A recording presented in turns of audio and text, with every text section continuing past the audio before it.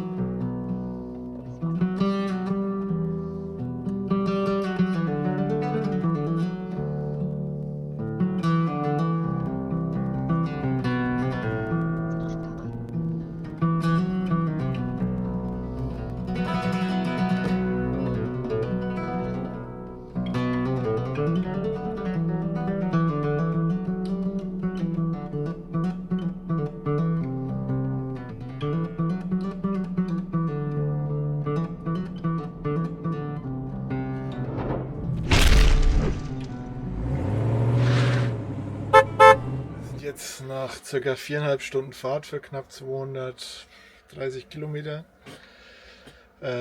endlich in der VVD Solitaire, ist nicht Solitär, das sind in Franken, in der VVD Solitaire Lodge angekommen bei Lissabon. Ja, warum hat es so lange gedauert? Ja, weil wir durch kleine Käfer und Landstraßen halt gefahren sind, um Maut zu umgehen, und dann gab es auch noch eine Straßensperrung und Umleitung und ja, hat halt sich etwas hingezogen. Ansonsten sind wir hier nett begrüßt worden und haben schon Wasser getankt, Abwasser abgelassen und werden jetzt mal ein bisschen was essen, weil wir auch kein Mittagessen hatten, und verbinden das gleichzeitig mit unserem nachmittäglichen Kaffee trinken. Außerdem haben wir noch ein Päckchen aus der Heimat gekriegt. Das hat meine Tochter uns zugeschickt mit dem ganzen Kram, der so bei ihr aufgelaufen ist, den wir zu Hause bestellt hatten. Das packen wir jetzt auch mal zusammen aus und schauen, was in dem Care-Paket alles drin ist für uns. Ja, gut, da ist noch unsere restlichen Sachen von Meier Medizintechnik drin. Was gegen Verbrennungen hilft. Leuchtstäbe für den Notfall auf der Straße zu markieren. Dann hatte ich noch Memory Cards bestellt, ein USB-Kabel. Was war da noch? Ach so, die Chest Seals haben wir noch.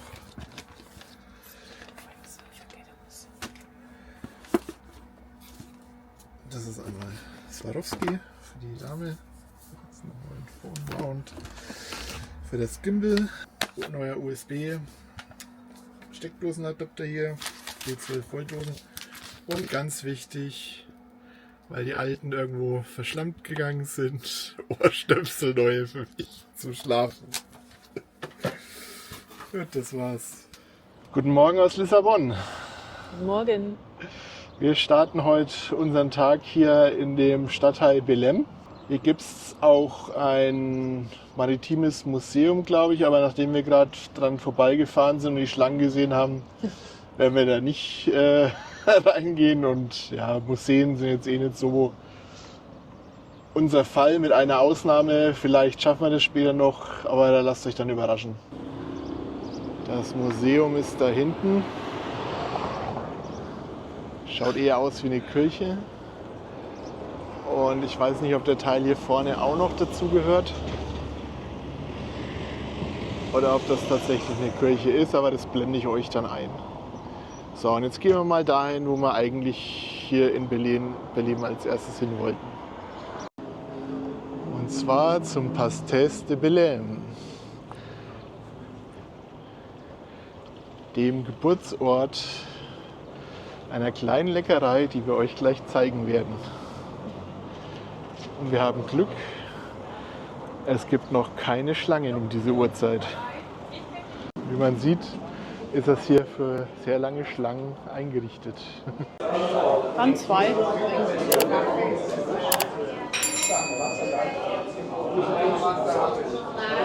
Wir sind jetzt hier im Historic Counter, also wir holen uns nur welche zum Mitnehmen.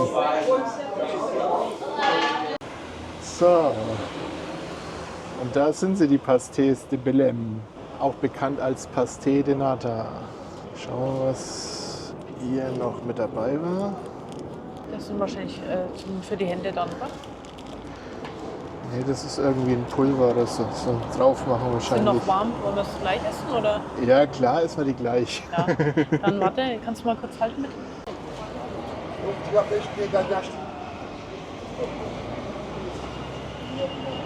Jetzt kannst du es auch noch.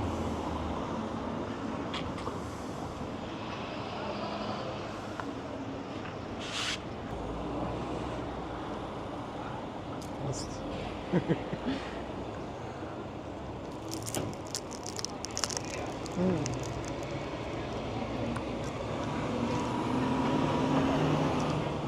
Lecker. Noch warm sind sie am besten. Ich würde sagen, das sind auch die besten, die wir bis jetzt davon jeweils gegessen haben.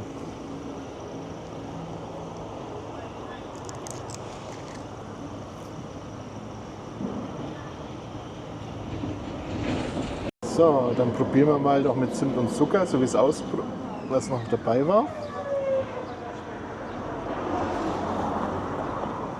Puderzucker sogar. Ja.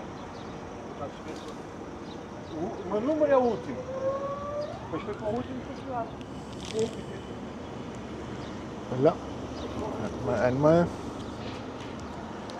Tauben warten auf die Krümel. Die wissen auch was Gutes.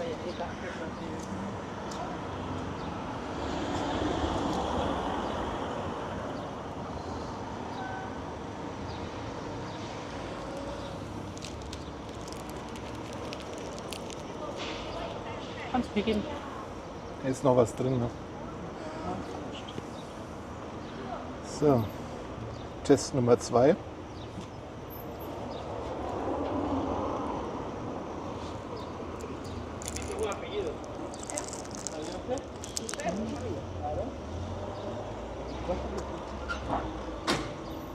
Schmeckt auch gut. Also ohne schmeckt es mir fast. Also ja, nicht gut. Ja.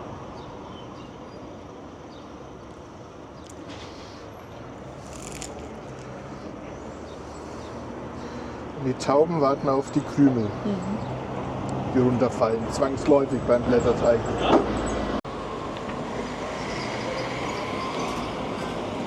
Na, und schon fängt sie an, die erste Schlange zu bilden draußen. Haben wir gut getimt. Wir sind hier in Portugies Sardin. Oh, bei dem Laden muss ich gleich an Holgi denken, mit seiner Sammlung schicker Sardinenbüchsen. Das wäre hier das Paradies für ihn. He?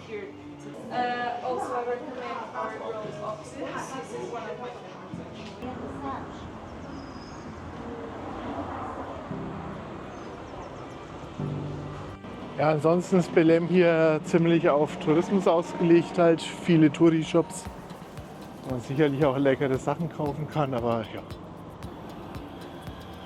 alles überteuert. Ich meine, in dem Sardinenshop, in dem Fischshop da gerade gab es Fischdosen für 15 € das Stück zum Beispiel.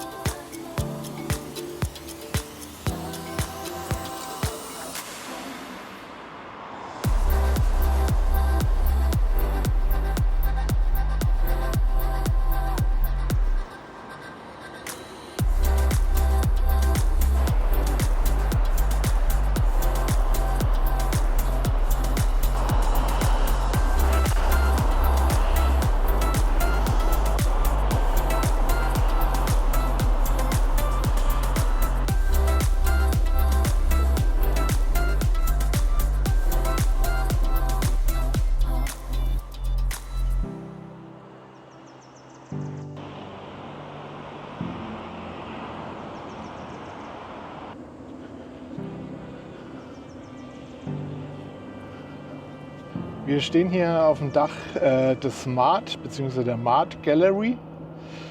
Das MAAT, M-A-A-T oder M-A-A-T, heißt Museo de Arte Arquitectura e Tecnologia. Ich blende es auf jeden Fall nochmal ein. Portugiesisch ist nicht so unseres. Und nein, wir sind immer noch in Lissabon und nicht in San Francisco. Das ist nicht die Golden Gate Bridge, auch wenn sie so ausschaut. Rio. Und wir sind auch nicht in Rio de Janeiro. Das ist hier die Christusstatue in Lissabon, die man da hinten auf der anderen Seite sieht.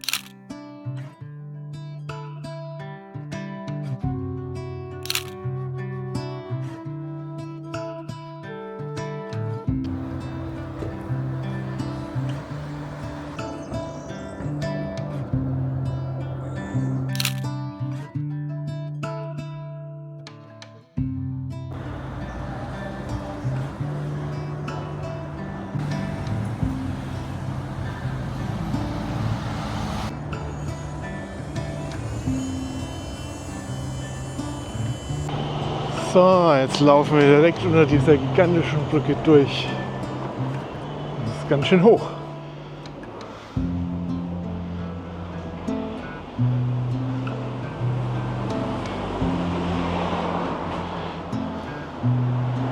So, jetzt besuchen wir die LX Factory. Das ist so ein Künstlerviertel mit Restaurants, Ausstellungen.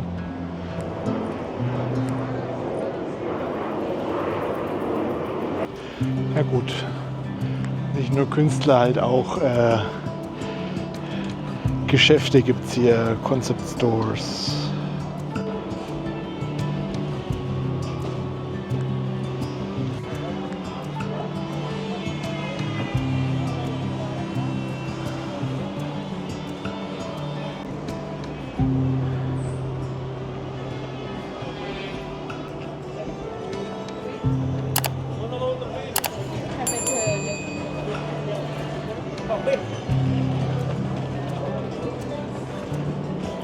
Hier ist das Beers.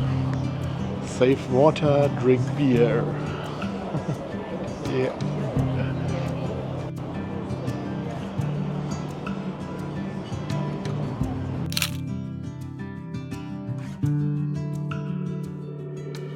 Wow, das ist nicht mal ein Buchladen.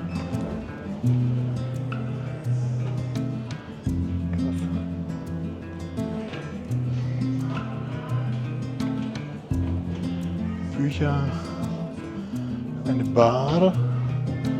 Und oben gibt es noch Chess Messengers, Record Store, First Floor, since 1980.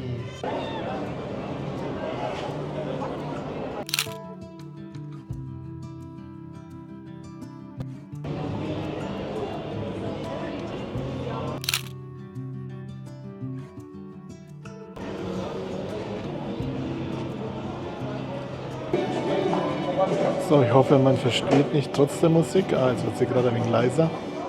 Wir machen eine kleine Mittagspause im besten bewertetsten Restaurant, was es hier in der LX Factory gibt, bei Sophia. Und hier soll es leckere Pizza geben. Schauen wir mal. Für mich gibt es eine Coke Zero.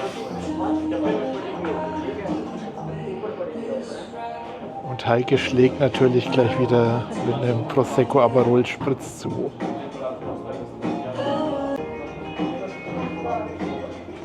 Prost.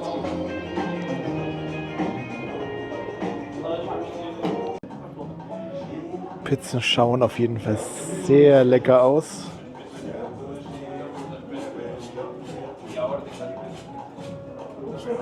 Und man beachte das Besteck in Anführungszeichen. Einen guten Appetit. Also wenn ihr mal in Lissabon seid und eine sehr gute Pizza essen wollt, das Sophia können wir absolut empfehlen. Top Pizza.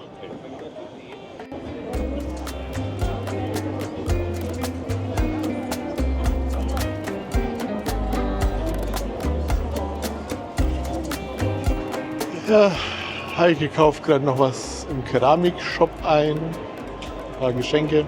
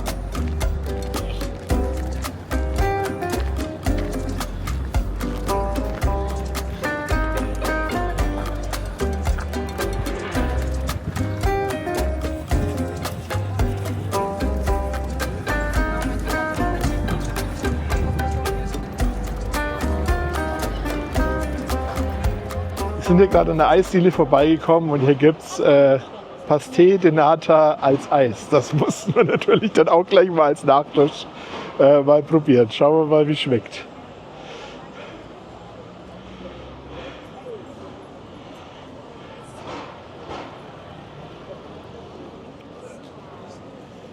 Ja. Ja, schmeckt wie Pasté de Nata. Ist der Geschmack gut? Schmeckt gut. Ja. Oh. Also das Pasté de Nata kann man auch als Eis empfehlen. Daumen hoch. Der Elevador de Santa Justa verbindet im Herzen Lissabons die Stadtteile Baixo und Chiado. Die eindrucksvolle Gusseisenkonstruktion aus dem Jahr 1902 stammt vom Ingenieur Raúl Mesnier de Ponsa. Anfangs dampfbetrieben, fährt der Aufzug seit 1907 elektrisch. Der 45 Meter hohe Turm bietet Zugang zu einer Aussichtsplattform mit spektakulärem Blick über Lissabon. 2 nostalgische Kabinen, verziert mit Holz und Messing, transportieren bis zu 24 Personen.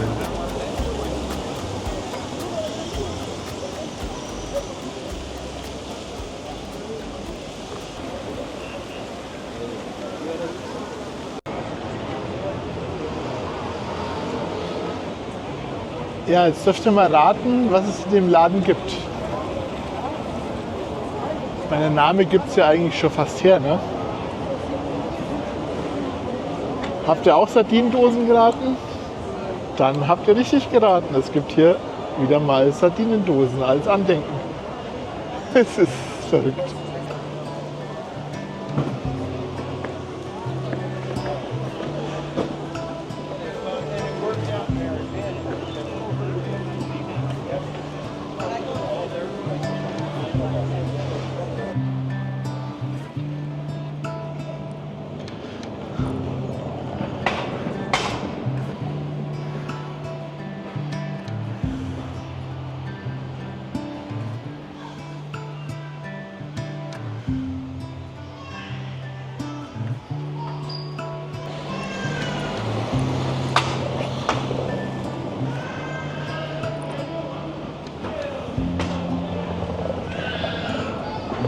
So, bevor wir jetzt noch unser letztes Sightseeing machen, also ich werde euch nur noch schnell ein paar Fotos machen von einer besonderen Bahn hier ums Eck, sind wir jetzt mal hier noch schnell in ein Café gegangen, beziehungsweise eine Kaffeerösterei sogar. Fabrica Coffee Roasters. Schöner kleiner gemütlicher Laden. Und dann nehmen wir jetzt noch einen kleinen Kaffee und einen kleinen Snack zu uns. Ich probiere jetzt zum ersten Mal einen Matcha Latte aus. Da ist schon ein Matcha Latte und ein Stück Käsekuchen. Und Heike hat wie immer einen Cappuccino. Mitten im Herzen Lissabons schlängeln sich 3 historische Standseilbahnen die steilen Gassen hinauf. Der Ascensor do Lavra, Ascensor da Gloria und Ascensor da Bica.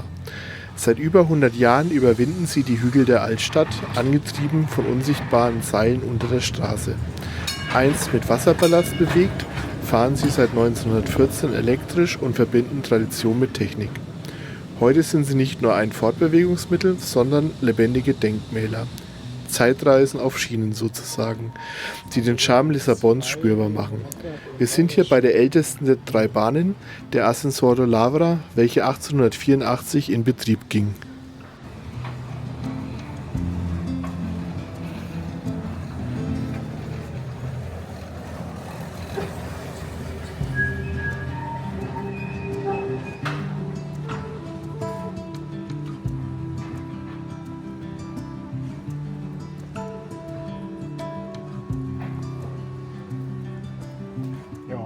Jetzt unser Uber zurück zum Platz. Fazit, ja, vielleicht haben wir zu viel erwartet von Lissabon. Also ich zumindest, keine Ahnung, habe mir irgendwie mehr erwartet. Von allen Städten, die wir bis jetzt besucht haben, hat mir Lissabon bis jetzt am wenigsten gefallen. Gut, ja. Vielleicht lag es auch daran, dass wir jetzt nicht in der Altstadt waren oder so. Aber es ist irgendwie am touristischsten, am überlaufendsten.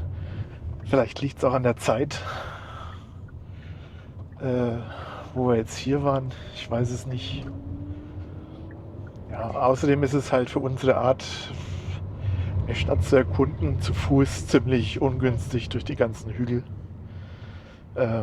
Ja, vielleicht ist es besser, wenn man sich hier ein paar Tage mehr Zeit nimmt als einen Tag und sich vielleicht auch hier ein Zimmer sucht und dann mit einer öffentlichen Karte, was jetzt hier leider auch nicht einfach mal zu kaufen ist, also auch relativ kompliziert. Was heißt kompliziert im Vergleich zu anderen Großstädten wie Barcelona oder so? Gibt auch keine Wochenkarte oder sowas. Sich mit den Öffentlichen hier fortzubewegen, kann man sich anschauen. Gut essen kann man auf jeden Fall. Und ja, sollte sich vielleicht mehr Tage Zeit nehmen. Und was sagst du? Ja, also wir warten noch mal ab. Wir kommen ja eventuell noch mal her, ne?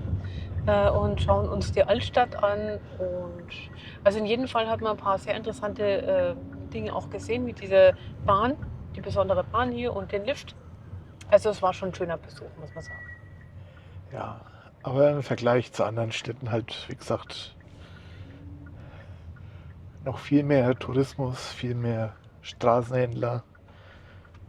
Oft angebettelt worden sind wir jetzt eigentlich bis jetzt auch in keiner anderen Stadt außer hier. Ja, gut, dafür hatten wir uns versucht abzuzocken mit dem Rosmarin da in Cordoba. Ich verlinke das Video mal da oben oder da. Ja. Wart ihr schon mal in Lissabon? Schreibt es doch mal in die Kommentare, wie es euch gefallen hat. Wie gesagt, vielleicht fahren wir Sonntag noch mal rein. Die nächsten 3 Tage soll das Wetter ja erstmal schlecht werden. Samstag haben wir Tickets für eine Sehenswürdigkeit in Sintra, die wir uns da anschauen. Und mal gucken, wie wir dann Sonntag drauf sind und wie das Wetter tatsächlich am Sonntag dann ist. Vielleicht fahren wir dann nochmal nach Lissabon rein und schauen uns mal noch die Altstadt an. Und mit diesen weiteren Eindrücken aus Lissabon beenden wir das heutige Video. Ein Hinweis in eigener Sache. Wir werden vom 19. bis 22. Juni in Bad Kissingen auf der Abenteuer in Allrad sein. Also wenn ihr Lust habt, uns mal zu treffen auf einen Kaffee, dann schaut doch mal auf dem Campground vorbei. In diesem Sinne, live long and prosper. And may the force be with you.